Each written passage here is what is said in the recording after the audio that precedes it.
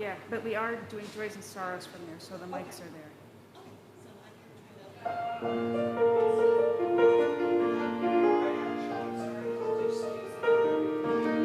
He's not going to play anything, actually. I haven't asked him to play anything.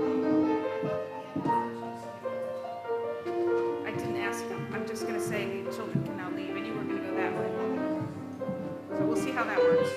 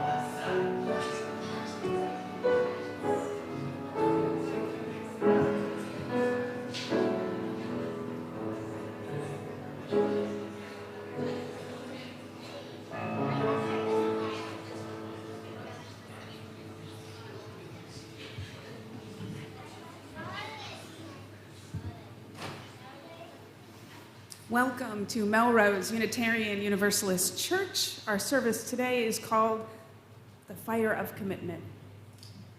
And I'm in Zoom, and I didn't mute my computer. Sorry about that. There we go. Okay. Good morning, everyone. Good morning. Thank you, Kathy. I am the Reverend Dr. Suzanne Intriligator. My pronouns are she and her, and I am glad to be with you this morning. See so many smiling faces here today. And I do have some water. Excuse me.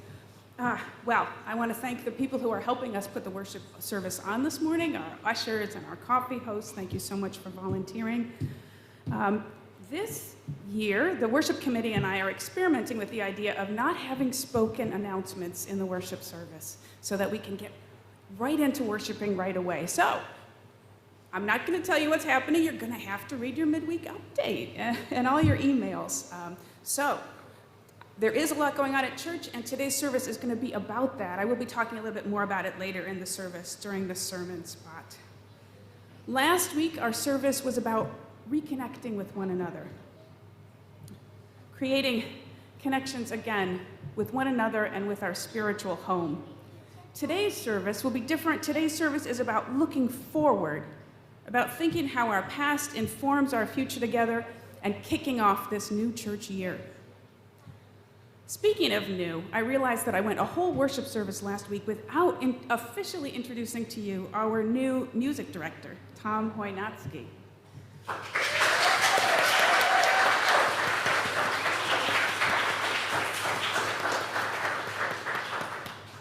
And I've been working on that. It's Hoynatsky, right, Tom?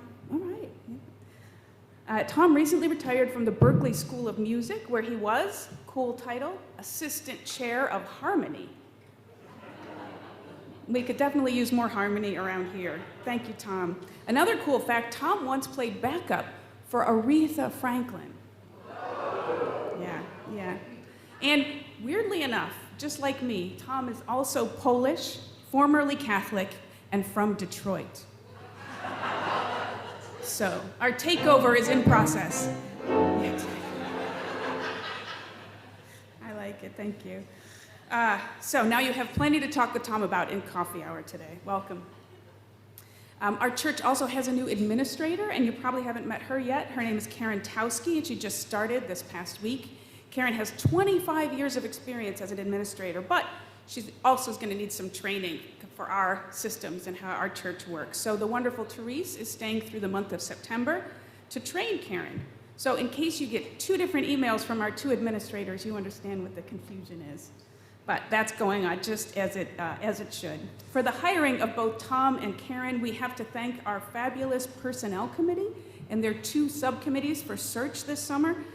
These groups worked all summer long while I was at the beach. So we owe them quite a debt of thanks, especially me. Thank you very much, personnel and the search subcommittees.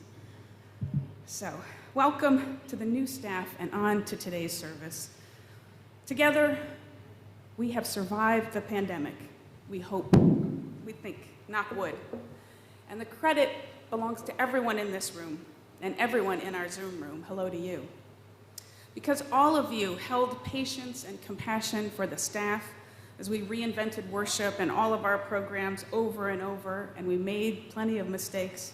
Because you kept caring for one another, because you kept pledging, you kept us connected as a community, and we survived. Our church is here, and our church is as strong today as it ever has been.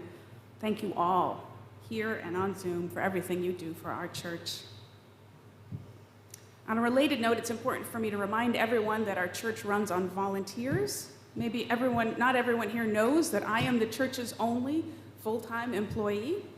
Katie, our Director of Religious Education, is at 35 hours a week. Tom and our church admin are right around half-time. And all the other work is done by volunteers. Everything from, finance to property maintenance to teaching RE classes, social justice work, it's all done by our volunteers. And I personally don't think we thank our volunteers enough. So I want to kick off this church year right by honoring all the people who volunteer for this church. First, I want to acknowledge and thank our church's board of directors. These are the people who have stepped up to lead us, to make the hard decisions, and guide us into the future together. So if you are here, I invite you to stand up as I call your name. President of the Board, Jenny Wen Grovius. Vice President of the Board, Liz Folzer, is away working this weekend, so she's out of town. Treasurer, John Raymond, would you please stand? I like that. Clerk, Gretchen Locke. There's Gretchen. And members at large, Kathy Sang, Garen Boyd, and Janice Bissix. Thank you so much. Kathy is good too. I like Kathy. Now I want to ask everyone who is the chair of a church committee to stand. If you're in the Zoom room, you can go ahead and type your name into the box, and I will read it in a second.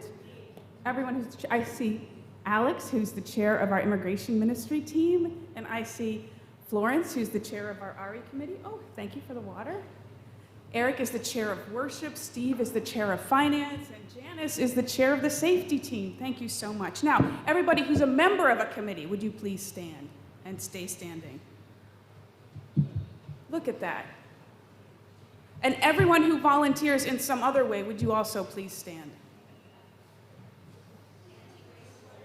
Yeah, all of the teams, all of the committees. I want to see on the Zoom chat if there's people there. No one's typed in their name, but you can go ahead. Look at all these people who volunteer for our church. Thank you so much for everything that you give.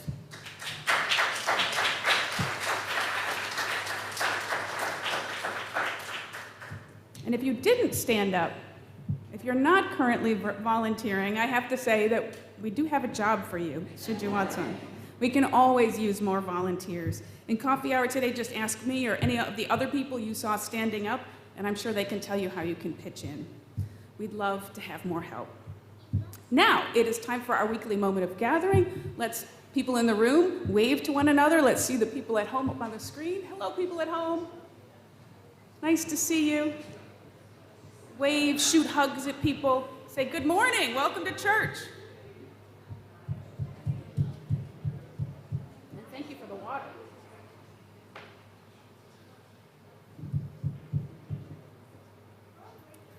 Fantastic. Thank you. Now we are good and truly here. I want to call us to worship this morning with some words from the Reverend Peter Rabel. Over a 37-year ministry at the University Unitarian Church in Seattle, Rabel built it into one of our largest congregations. He also marched in Selma with Dr. King, spoke out against the Vietnam War, promoted gay rights, and offered sanctuary to refugees in his sanctuary itself. Reverend Rabel died in 2004. But somewhere in all of that time, he wrote this: "We build on foundations we did not lay. We warm ourselves by fires we did not light. We sit in the shade of trees we did not plant. We drink from wells we did not dig. We profit from persons we did not know. This is as it should be. Together, we are more than any one person could be. Together, we can build across generations. Together, we can renew our hope and our faith in the life that is yet to unfold. Together, we can heed the call to a ministry of care and justice. We are ever bound in community, and may it always be so. Amen." Now together we light the symbol of our living faith, the flaming chalice. Here to light it for us this morning is our treasurer for the year, John Raymond. Thank you, John. He will light the chalice and lead us in our covenant.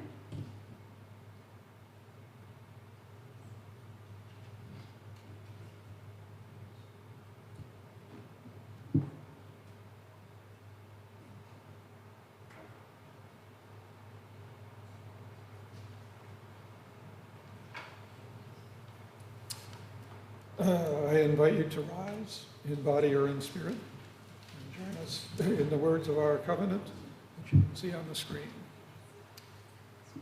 Love is the doctrine of its church. The quest for truth is its sacrament, and service is its prayer.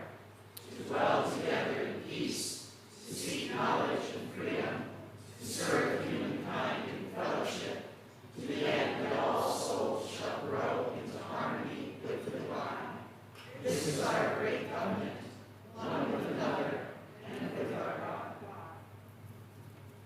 Thank you, John. Please, if you would, remain standing and join together in our opening hymn, number 298 in the gray hymnal, Wake Now My Senses. The lyrics will appear on the screen if you'd rather follow along that way.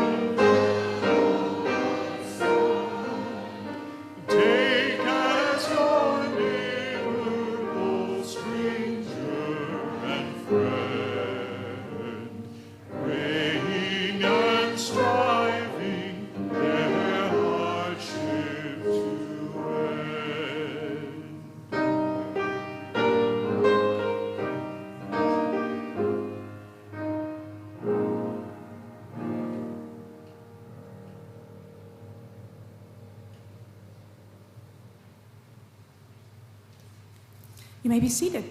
Thank you, Tom.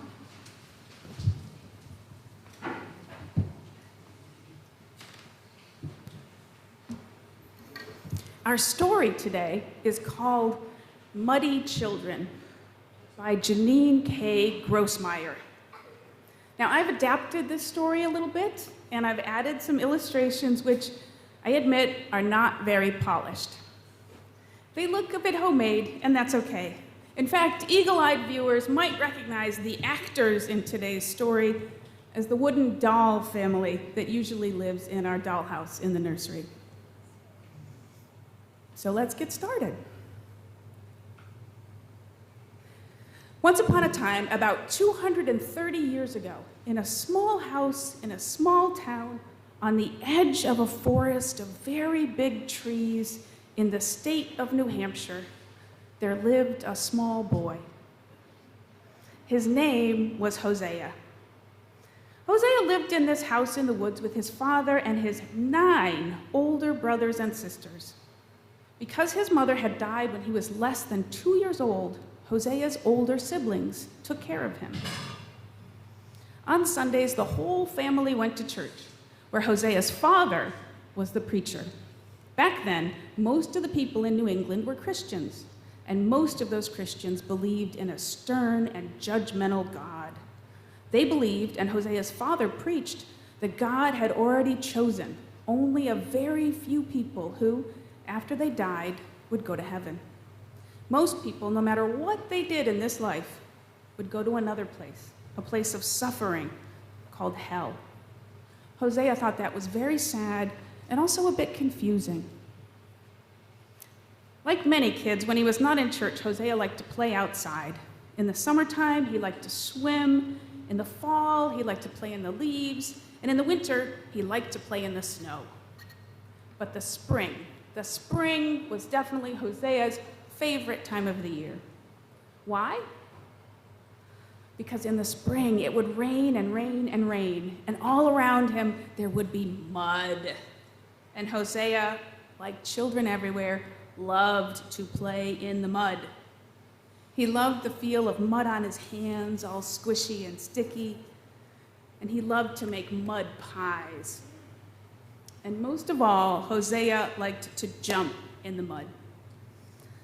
He liked to jump in puddles so hard that the muddy water would splash up onto his clothes and those clothes of everyone around him. So as you can imagine, not everyone in Hosea's family liked the mud that much. The older sister, who did the laundry, had to scrub the family's dirty clothes in a big wash tub. She did not like having to wash all the mud off Hosea's clothes over and over again. And the other older sister, whose job it was to fill up the bathtub and help the little kids get clean, she didn't like having to scrub off all the mud off Hosea over and over. So one day, after a lot of washing and cleaning, Hosea's sisters got angry. They went to their father and they said, "Father, please tell Hosea to stop playing in the mud." So Hosea's father pulled him aside for a chat. "Hosea," said his father, a little sternly, "you should not play in the mud." "Why?" "Because just as we try to live a good life, to be kind to other people, and to follow God's plan, we also try to stay clean." "Yes, Father," said Hosea, and after that day, he really did try to stay clean. But it wasn't easy. Sometimes Hosea had to walk through the mud to do his chores, and so he ended up getting dirty anyway. And after that, why not play in the mud? Why not just get a little muddier? Eventually, Hosea's sister, both of them got mad again, and they went to their father. "Father, please tell Hosea to stop playing in the mud." "Hosea," said his father, even more sternly, "you must not play in the mud." "Yes, Father," said Hosea. "Are you angry with me, Father?" "I am disappointed in you, Hosea. And yes, I am a little angry with you." "But do you still love me?" "Hosea, I will always love you, no matter what you do." "Even if I get muddy again?" "Yes." "Even if I get really, really muddy? Like in my hair and everywhere?" "Yes, even then," said his father. "But remember, Hosea, you must at least try to stay clean." "I'll remember and I'll try," Hosea promised. And he did try. As he grew up, Hosea stopped liking mud quite so much. But he still liked to ask questions about how and why. When Hosea was a teenager, he asked his father, "How can our church believe that God would only let a few people into heaven? What kind of God would do that?" His father was stumped. Hosea went on with his questions. "Father, if I were God and I had the power to create a person, and I knew ahead of time that that person would die and then go to hell and be miserable forever, and I still went ahead and created that person anyway, would that be a good thing or a bad thing? And I, the creator, would I be good or bad?" Hosea's father did not have an answer for those questions. So Hosea read books, and he went to different churches, and he kept asking his questions. At the age of 19, Hosea took a big step. He decided that he believed in the idea, which was very radical at the time, called universal salvation. That's the idea that everyone, everywhere, will go to heaven, because a truly loving God would not send anyone to hell. Hosea officially became a universalist with a capital U. Now, Hosea's father was confused, and now he asked a question. "How can you, my son Hosea, believe that God would let bad people into heaven?" "Because, Father," answered Hosea, "I remember what you told me when I was little. No matter how muddy I got, you still loved me. I believe that God is like that.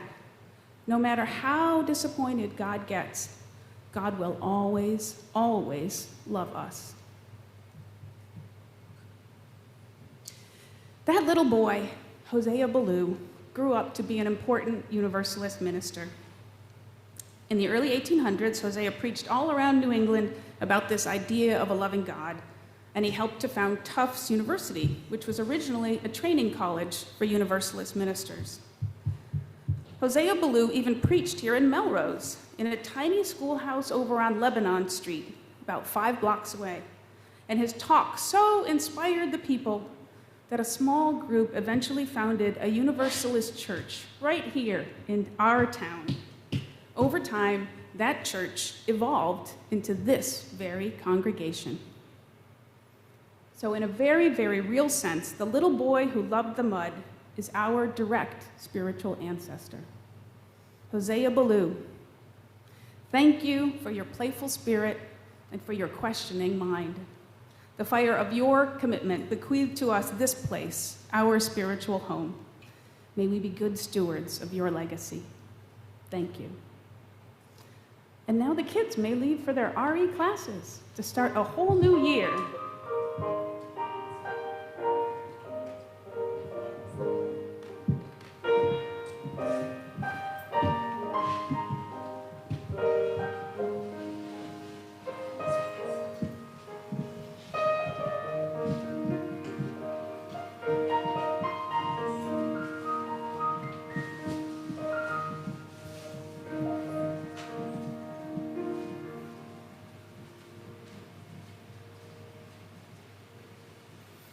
Each week, we take a few minutes out for prayer and meditation, a time for each of us to center ourselves and connect with the holy.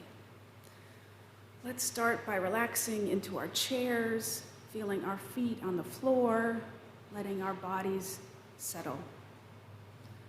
Let's breathe in and out together.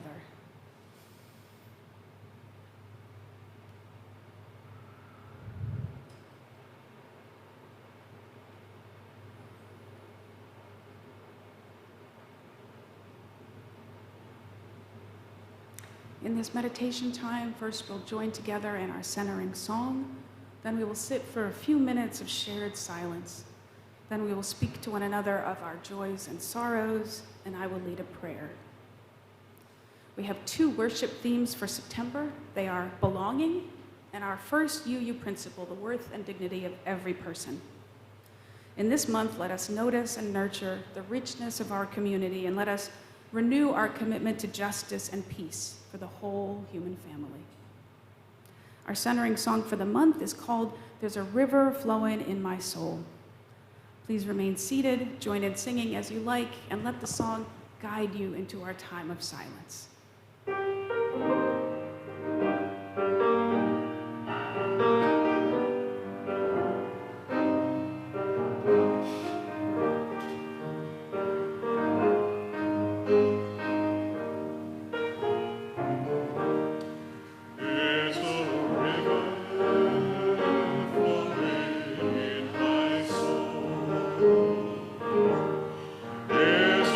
river flowing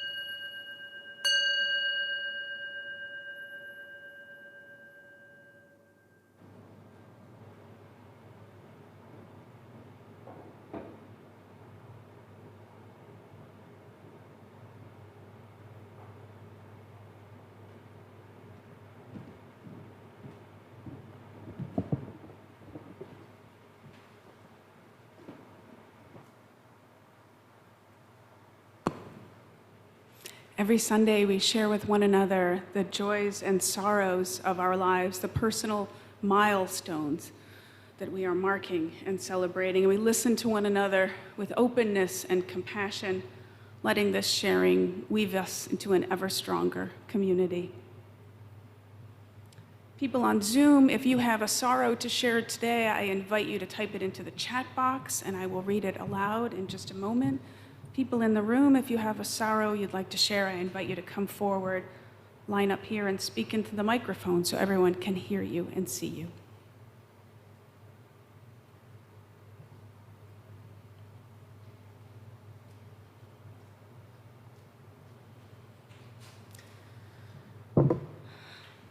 First, we can talk about my mistakes. So when we were talking about committee chairs earlier, I didn't mention Jeannie Harris, who is here, and Josh Shortledge, and Dan Franklin. Thank you. Now, a sorrow from Chuck Foley, a candle of concern for Jane's mother, my mother-in-law Judy, who's having health challenges. Jane, her siblings, and both parents are facing important decisions and responsibilities.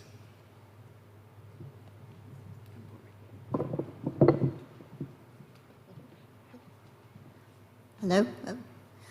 Hi, this is a candle of memorial for my father who passed away 7 years ago.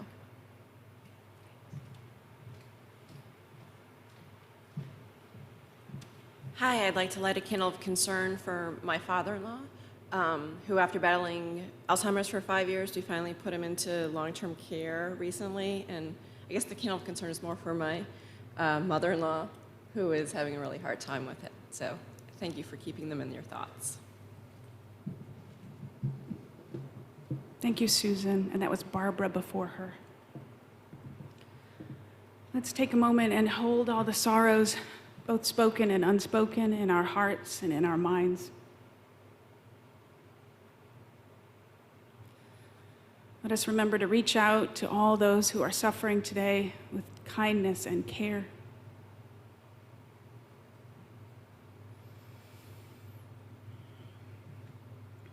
Let us honor these sorrows, however is best in our hearts.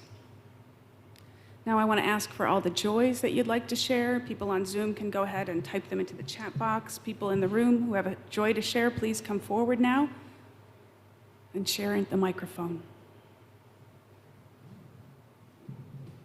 Oh, thanks for lighting the candle, Mark.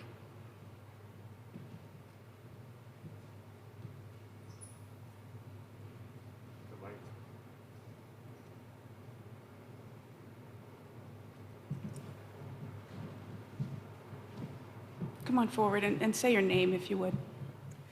Hi, I'm Kathy Kellier. I spent 4 days on Star Island this week. Sheer joy, sheer beauty, rest and relaxation. Star gives you what you need.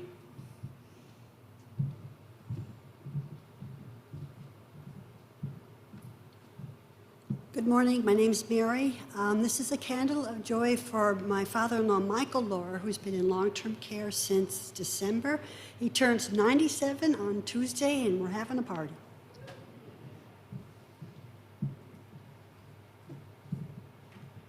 Hi, I'm Cheryl, and 7 years ago today, I took a journey down to South Station, met a bus, and reconnected with Chris after over 20 years, and now it's 7 years later. Hi, I'm Brian Johnson. I missed the water ceremony last week, but I had my wife and I and our two dogs had our own water ceremony at this really nice cabin that we got at the church auction, and we really enjoyed that very much. So, thank you, Mark. I forgive you, Brian. I'm Paul Belfonte, and this is a candle of joy that, as of yesterday, our son Sebastian, after living under our roof for 4 years, moved into his own apartment in Boston.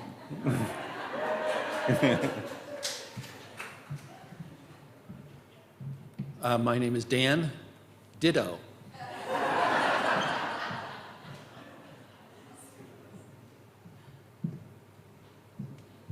Hi, my name is Nancy Free, and I'm pleased to announce that the Nepali refugee that I've been housing for the past 6 weeks has now found a place of her own and is on her own. That's good news, Nancy, and thank you for your service to our immigration ministry team. I need to read the joys from the Zoom people. Oh, there's plenty. Let's see. From Lisa Wright, not a sorrow, but asking for prayers for a successful kidney donation surgery and speedy recovery. I think her surgery date is September 20, coming up. Dan Franklin, candle of concern for my mother, who is 90 and recovering from COVID and an injury. Let's see. From John and Lisa, Wilson Wright again, joy in moving forward with the kidney donation. From Chuck, the Foleys have adopted a second dog. Tucker is a 5-year-old pug mix who is bringing new dynamic energy to our household. All right, so Mark, if you would go ahead and light a candle. Oh, you did, for all the joys that we are celebrating today. Thank you, everyone, for sharing those joys. They help us connect as a community, and they remind us all of the joy of living.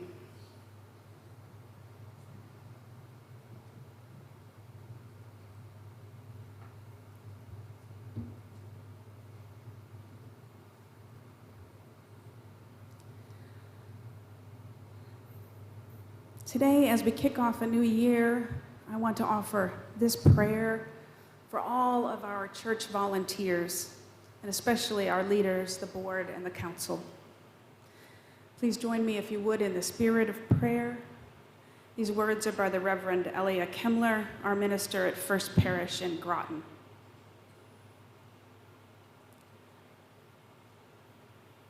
Blessed are those who hold the trust of the congregation in their hands. Blessed are those who stay at the table when meetings are long and resolutions are slow. Blessed are those who risk the entanglements of life and community, who use the pronoun we to speak about the church, who take on the worthy and weighty gift of leadership. Blessed are those who say no to business as usual, who believe that faith is for something larger and deeper than what we can see. The transformation of broken lives, the healing of broken hearts, the remembering of broken worlds.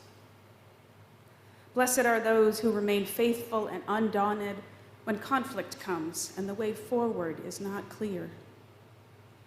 For those who say yes, for those who step forward despite the cooler logic of refusal and all the pressing reasons to say no.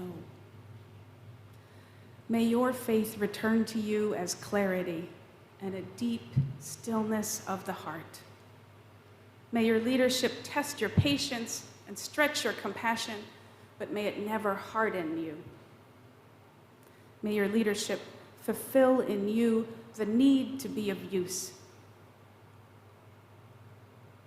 to do meaningful work alongside others. May you speak with honesty and listen with the intent to hear all that is left unsaid. May your decisions be wise and faithful enough that you sleep well after making them. And may you forgive yourself for everything you could not know in advance. May laughter surround your work and a lightness of spirit. May you know deep within yourself that that to lead is to serve with humility and courage. And to serve is to answer the call of the Spirit of life, which beckons each one of us and invites us all into wholeness and truth. Blessed are those who hold the trust of the congregation in their hands. Amen.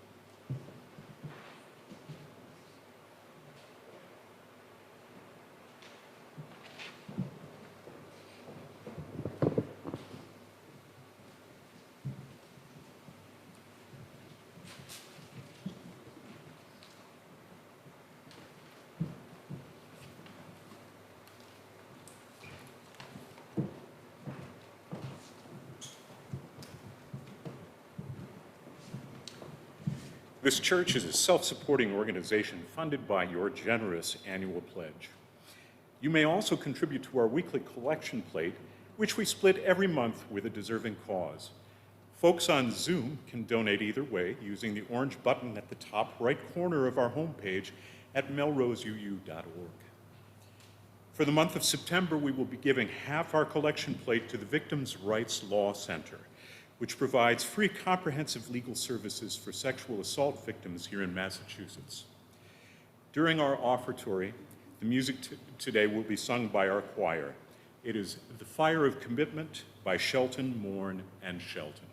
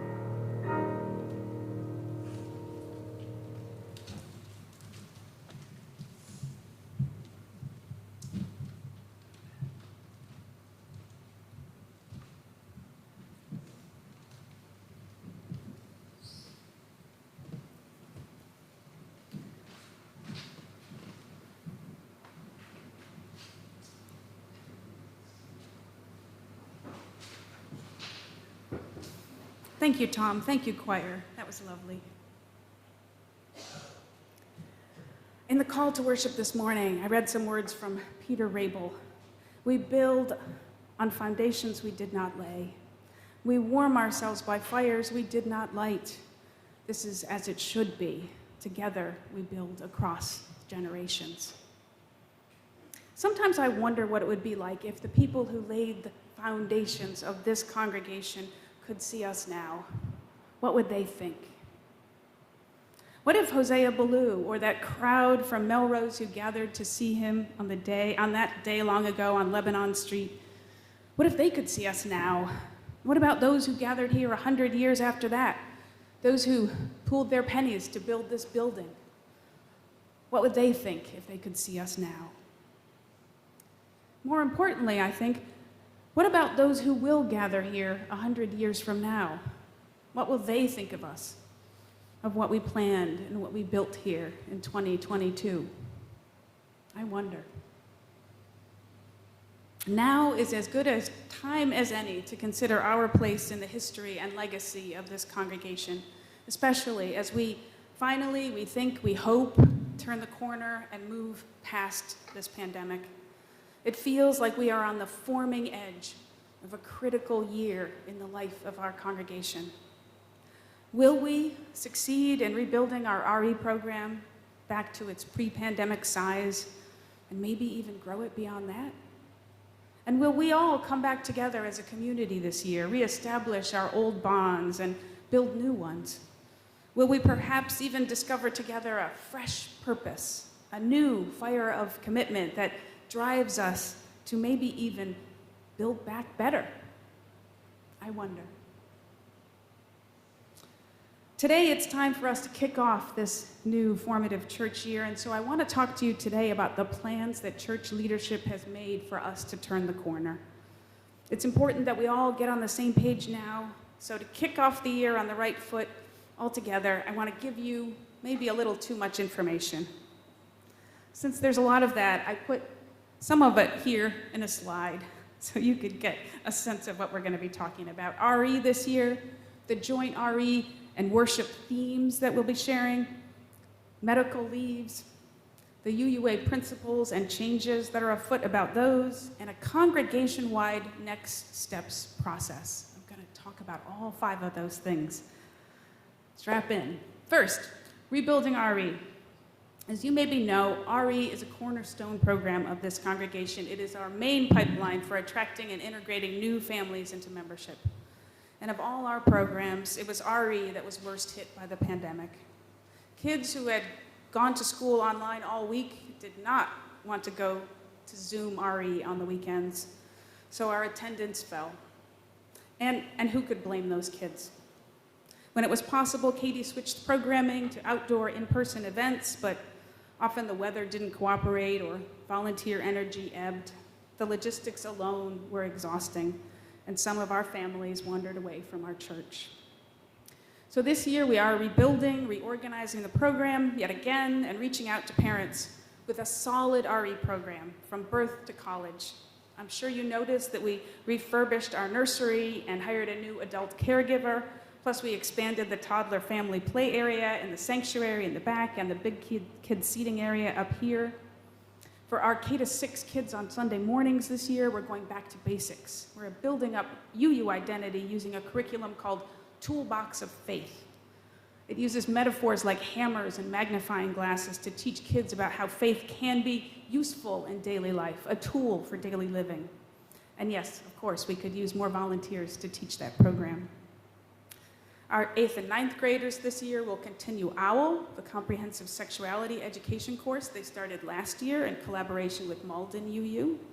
Also, this year's 7th graders will start a new OWL group, working with other kids and leaders from UU and UCC churches, both here in Melrose and in Reading.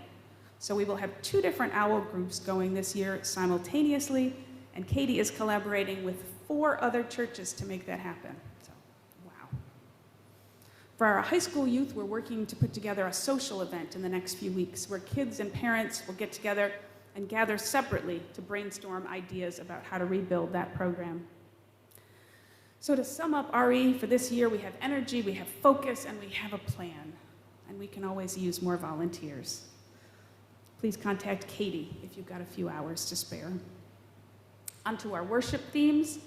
In order to help this process of rebuilding RE, Katie and I have decided this year to work on joint themes that span across RE and worship in order to spark conversations and deeper connections in families and across our congregation.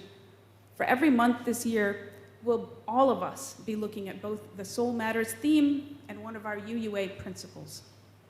So for September, our RE and worship themes are both belonging and the first UU principle, the worth and dignity of every person.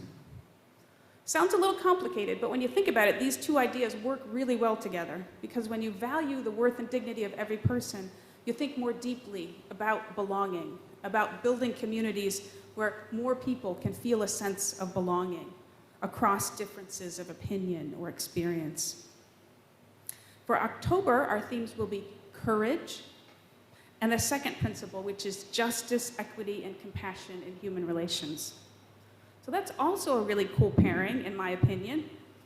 I can already hear all the elements in conversation in my mind, especially as it relates to social change work. And I've invited some pretty amazing guest speakers to build out those conversations here in worship.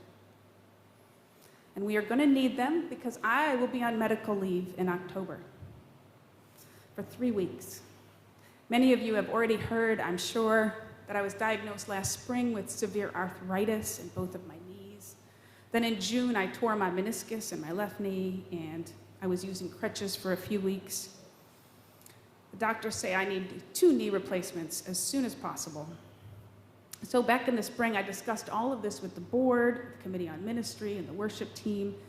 Together, everyone in leadership here said, prioritize your health, Suzanne. Get the first surgery dates that you can, and take all the medical leave that you need. We will work it out. And I'm very grateful to them. So last June, I did sign up for the first dates. They are September 30th and January 6th. So that means the coming year we'll have 3 guest preachers in a row in October and 3 guest preachers in a row in January. They're all set up. In October, for example, you'll hear from our anti-racism team, from our former interim minister, Reverend Anita Farber-Robertson, and from the organizing strategy director of UU The Vote, just in time for the midterm elections. I know I will be watching from home, from bed, of course. And then after that, I will be right back here where I belong, talking with you about our UU faith. Another good reason for us to be looking at the principles in depth this year is because they are about to change. Did you all know that? Unlike a creed or other religious statement of faith, our principles are part of a covenant, which is a religious promise that we share with one another that's supposed to be alive, ideally so that every person who takes part can have an impact on that promise, so they can own it and make it their own. But our principles were written and adopted in 1985. The world has changed a lot since then. Maybe some of us here today weren't even alive in 1985. I know I myself was a sophomore that year at the University of Michigan. That was probably when I was working through my severe minimalist phase. I got rid of everything I own, I cut my own hair, and I started sewing my own clothes with just a needle. Needless to say, I have changed a little bit since then. I pay someone to cut my hair now. But maybe a good topic of conversation for coffee hour today would be describe the person you were in 1985. So, it is time to change our principles. There have been a few minor updates, but this time we're in it for a real overhaul. I mean, we love them, but as an expression of who we are, they have some major flaws. First, in my opinion, the language is way too dry and abstract to the point that no one can actually remember them. So how useful can they be? Second, and this is another big problem for me, not one of the principles actually mentions the simple word that so animated our friend Hosea Ballou, the word that I think is the center of our movement, theologically and practically.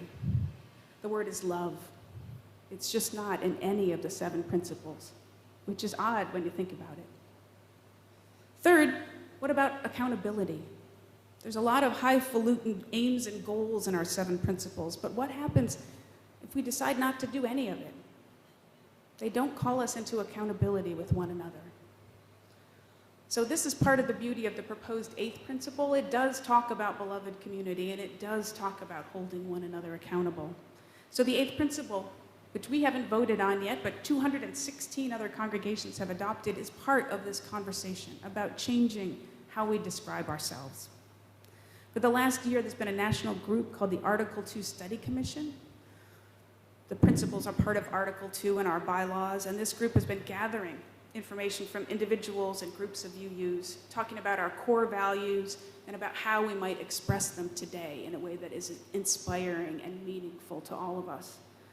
And it's time for us to get involved in that process. In today's worship reminder, which should be at the top of your email inbox, I've put a blurb down at the bottom and with a link to how you can get more information about it and even how you can sign up for a webinar if you're interested. Once you sign up, the commission will send you their latest draft. And the idea is you read it and then you go to the webinar and you give them feedback. And they are working on it and distilling it, and by the spring they will give it to our General Assembly to be voted on. And then next year, perhaps, it will become official. So I think it's important for us to focus on our principles this year, so we're having a deep conversation about our values, just in time to join the conversation with the whole denomination about how we are going to change those values and speak about them from the heart. Now, one last thing. Speaking about where we are headed as a denomination, I want to tell you about a congregation-wide initiative that our board just voted on Thursday to help us figure out where we're going as a congregation. It's called the Next Steps process. It's been used by hundreds of congregations to help them move forward.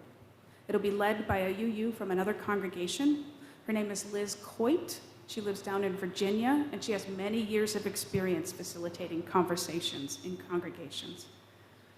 Over the next 3 months, Liz is going to talk with us individually and in groups, in person and on Zoom. And she's going to listen really hard to hear what people are thinking about how our church is working right now, and where we want it to go in the future. There's going to be a chance or 2 or 3 chances for everyone to talk to her directly. And then on the weekend of November 11th to 13th, please mark your calendars, Liz will be coming here in person to lead us in a workshop or 2 across the weekend. In January, Liz will give us a report on what she finds out. Now, I've heard some folks around here say, why do we need this? Didn't we just go through this process just a little while ago with our house meetings? Didn't we do the same very thing? Well, yes and no. You might be forgetting that whole process was 6 years ago now, and 35 new members ago, and 1 minister ago. The congregation has changed quite a bit since then. The world has changed. For us to be responsive, for us to be part of a living faith, for us to make promises that matter to one another, we need to keep the conversation going all the time. Our board is confident that from Liz's report, we'll get a sense of what the right next steps are for us. Should we embark on a shift in our governance, streamline our committee structure to clarify decision-making? Or instead, should we focus on strategic planning, which could lead us to a new sense of purpose and mission, a new fire of commitment for this century? Or maybe instead, or in addition, we need a capital campaign to better fit our building to that new purpose, or to open up accessibility for more people. There are no preconceived outcomes here. Next Steps is a listening process, and Liz is an impartial expert who will just reflect back to us what we tell her. Your participation will determine the outcome. So all of that to say that it's going to be a big year here at MUUC. We've got a new board, new staff, new themes, new programs, and lots of new possibilities.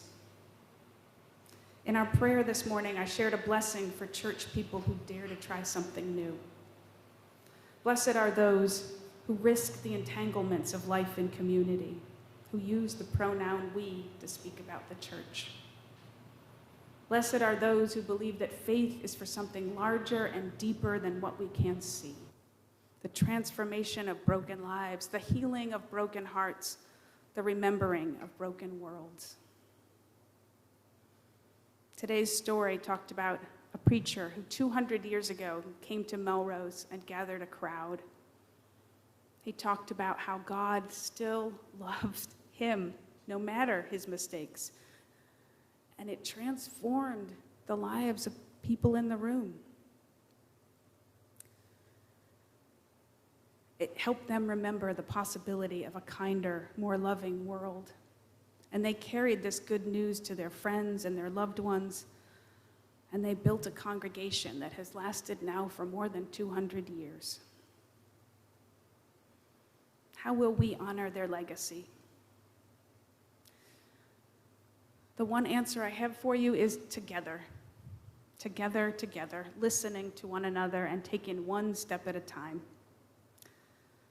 Together, we can build across generations. Together, we can renew our hope and faith. Together, we can heed the call to a ministry of care and justice. May we be, in Peter Rabel's words, ever bound in community. Amen and amen. Now, to honor Hosea Ballou and all of our treasured ancestors, let us join together in that great 19th century hymn, which Tom is going to accompany us on our organ, which is a treat to hear. It's number 114 in your gray hymnals. Our closing hymn is Forward Through the Ages. Thank you, Tom. Please stand as you are willing and able.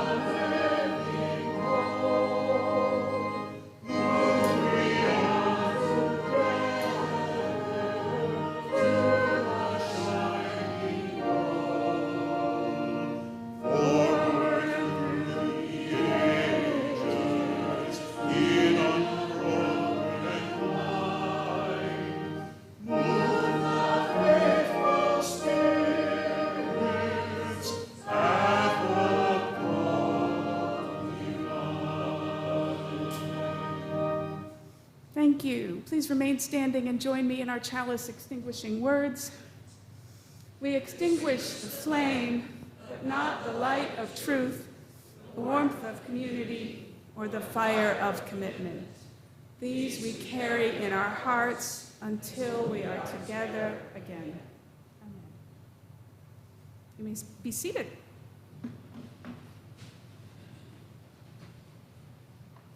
Our worship is ended. Please, in a minute, feel free to join us for coffee hour in Parish Hall. Folks in Zoom can enjoy a conversation there. And we will have a postlude, I believe, from Tom on our organ. Thank you, Tom. Thanks, everyone, for worshiping with us today.